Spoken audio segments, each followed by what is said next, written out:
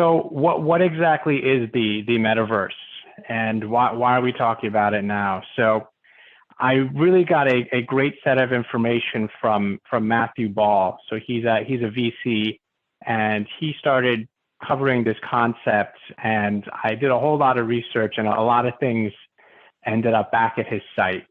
So just to give you an idea, here are kind of a few of the aspects of the metaverse. And you may be wondering why we're actually talking about the metaverse in a meetup about chatbots and AI. But we'll definitely hit a few of those areas, and I think you'll probably think of a few more that are parallels by the time we get through. So the metaverse is persistent. So it doesn't reset or pause. There's no kind of season to it. It just continues. It continues whether you're kind of participating, whether you're awake or asleep. It just keeps going, and it's a live experience. So it's able to keep going, and it's an experience that a large number of people can take part in. It's not like some of those older games where they had different kind of server worlds, where they split information between kind of different instances, and you can play with people in your locality or just a limited amount. It's really completely open and uncapped. Key part is that there's an economy that's functioning within the metaverse, and you could say it's both parallel and kind of intersecting. So you can certainly buy content within the metaverse. You can add to your experience there. And you can do that with trading in money from the fiat world, sort of the dollars and real banking world, and work with that in the metaverse. But also in turn, potentially sell content for real money from the metaverse.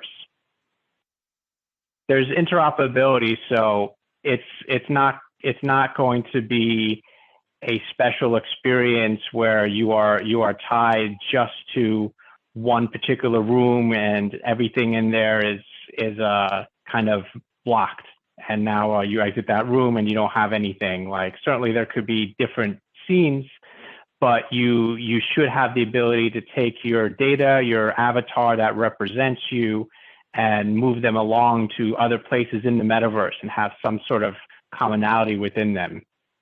And the last part is really super important. It's created not by any individual company or just kind of one person's vision. It's meant to have content from all sorts of groups, whether they're companies, individuals working as groups, some sort of teams, or kind of online generated things. So they're not meant to sort of be one view of things. So kind of taking into that, why do we talk about the metaverse now? And I see this as a whole lot of different aspects of emerging technology that have matured and kind of been coming together.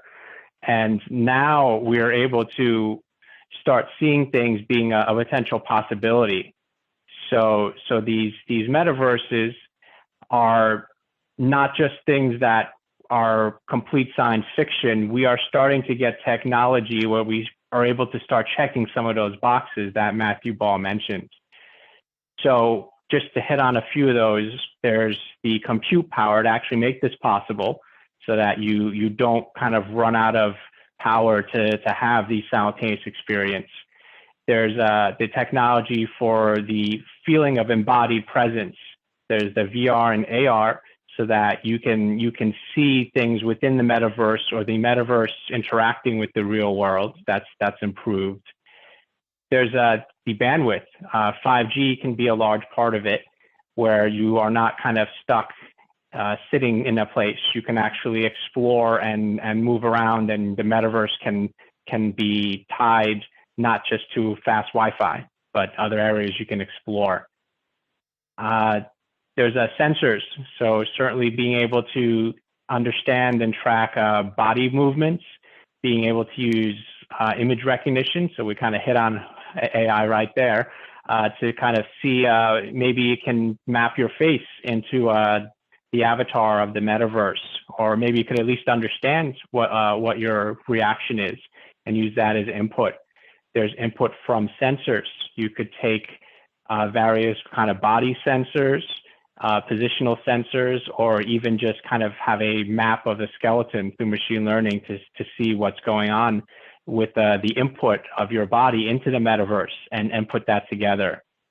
And a key one is blockchain. So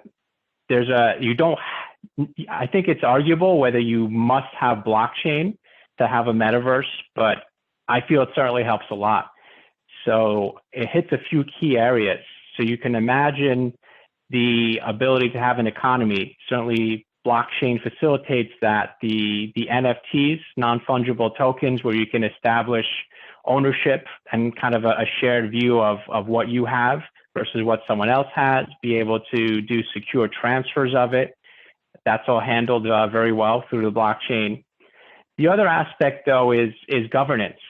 So if you want to have an experience that is not tied to a particular company and their rules, there's decentralized governance models on the blockchain that you could use to have people vote on outcomes or what's allowed, to even voting kind of council members that represent them. There's all sorts of models. And then lastly, smart contracts, which can be used as part of kind of NFT transfers, but also to facilitate other areas. So all those things are kind of coming together and making this idea of a metaverse seem a little more real. And if you want to get a glimpse of, I won't call it a metaverse, but it's kind of a preview of some things. There's concerts in the game Fortnite that are either only online, where literally there's not a concert tour other than like these online events, or they're at Concert Stop, and they provide a live experience where an incredible number of people can just be part of it, have like a full visual and music experience. And Ariana Grande, for example, did a concert in Fortnite, and she allegedly made about $20 million for performing online. And that's through a combination of different ability to kind of take a cut of promotional skins and kind of commemorative merchandise that was part of the event. So there's clearly a possibility here, and the ability to make this both kind of a commercial and a consumer experience with the metaverse. And if we want to look at AI, I hit on a few of these things. So a few neat videos if you want to see sensors that can track your body or be able to have you do almost like an infinite walking. These are a few companies. This is a company, Yoga Notch, and this is a Virtuix. Both are actually live now, and certainly will be improving to be able to do inputs that could one day be part of the metaverse. So I mentioned like what does AI have to do with it? So I just hit on a few things here that really AI is great for being able to take advantage of.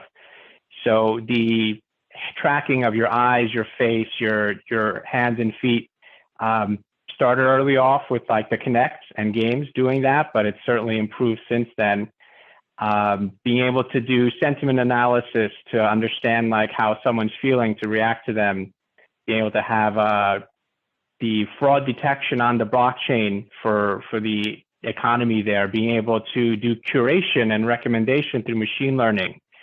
Curation is really important. When it comes to user-generated content, there's quite a lot of not very good content created, and if you just leave it at that, it can be a bit of a tough experience to get started. So if you look at YouTube, how they started off, initially it was a lot of just copyrighted content and not very exciting things, but curated content rose to the top. There's a monetization scheme that eventually came out of YouTube.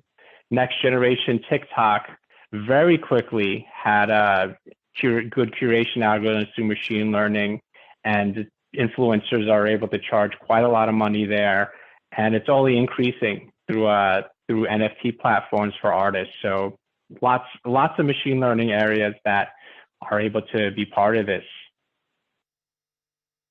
And a special announcement. So we are actually creating a sister meetup group to bots and AI, Verse Tech, and we're going to launch with New York City and Dallas, Austin, San Francisco.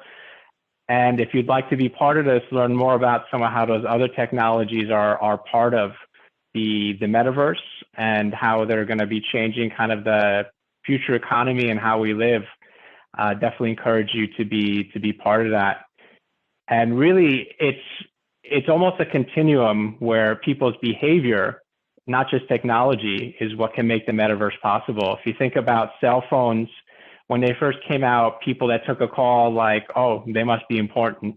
And then people that took a call or looked at their phones like, oh, they're kind of rude. And then it just kind of became commonplace, like the Overton window, where it shifts what's normal. And the other part is the computing and when you can use it. If we're looking at how we do our work, this is something that a really great analyst from Stratechery, Ben Thompson, mentioned. Initially, you sort of had to plan your work at a computer, and you kind of batched your work or your entertainment because you knew, okay, yeah, I got to sit down on my computer to do these things. I can't just do it whenever. Then you move to a smartphone, and that was very freeing in some ways because now you have computing power on the go, and you have a GPS, you have a camera, you have these things you can take advantage of, and it opened up an entirely new class of businesses. And it also moved closer to you. It went from a few feet away to in your hands. And then when you move into a metaverse and you have a headset or even technology that kind of goes into your retina, who knows, one day, again, you're kind of moving things closer and more intimate.